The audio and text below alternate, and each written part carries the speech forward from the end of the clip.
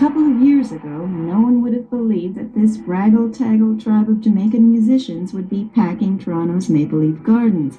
It's a sign of reggae's growing acceptance in the international pop music scene, and it's also catapulted this man, Bob Marley, to superstardom. But reggae is not just a pop phenomenon. It's developed into a powerful force for political change, as powerful in its own way as the protest music of the 60s. This past April in Kingston, it created a truce in a country torn by political violence. Ghetto youth, tired of the constant political infighting, banded together in a mammoth reggae concert for peace. It ended with Prime Minister Michael Manley and opposition leader Edward Seaga on stage, shaking hands in an appeal for peace. The man responsible for it all, they say, was Bob Marley. Bob, you've been labeled a powerful political individual. How do you regard that? Well, I mean, yeah, we try to really bring peace, knowing that we really can't solve a problem with a war, To really solve a problem, we don't feel like really killing someone. But whose problem am I going to solve when I kill someone? You know what I mean? So I figure the peace is the best thing. And that's why I go ahead and work with it, because it was a spiritual thing what happened. But isn't what you need some sort of social legislative change? The economic conditions are bad. You have a lot of people who are unemployed. What really going to happen now is that we don't really want the island to change. We want the world to change. And his music is how he gets his message across. The sun will shine in my day today.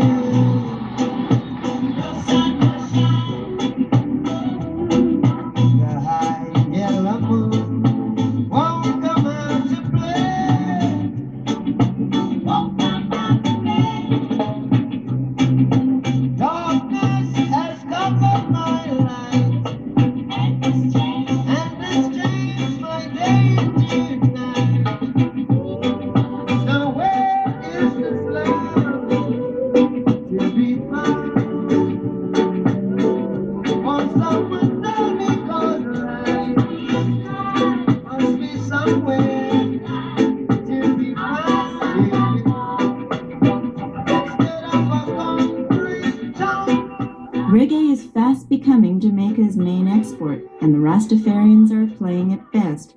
But these days in Jamaica, it's hard to know just who is a Rastafarian. The religion evolved from traditional Christianity to see heaven in here and now terms. Salvation is a free Africa. The late Haile Selassie is a savior. And because the religion condones the use of marijuana, it has popular appeal. So many young Jamaicans are now wearing their hair in the natty dreadlock style. I know I am bound here in captivity. Rastafarianism is very popular in Jamaica, yet in Canada, the United States, it has a bad reputation. People are associated with drugs and the trafficking of marijuana and violence, police arrests. Yeah, man, them crucified Christ, remember?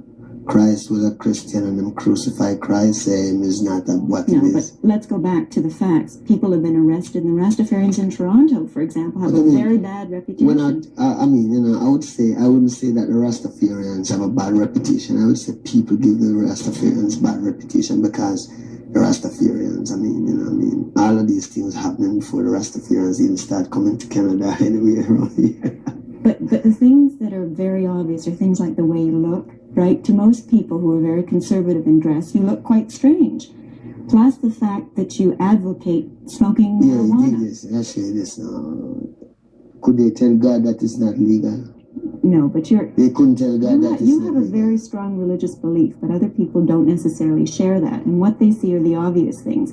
And isn't it, in fact, true that many Jamaican people get involved in the trafficking of marijuana and therefore get the bad reputation associated with Rastafarians? People get trafficking. You see, I don't really know anything about those parts of life. All I know about is Rastafari, and try bringing this truth to the people.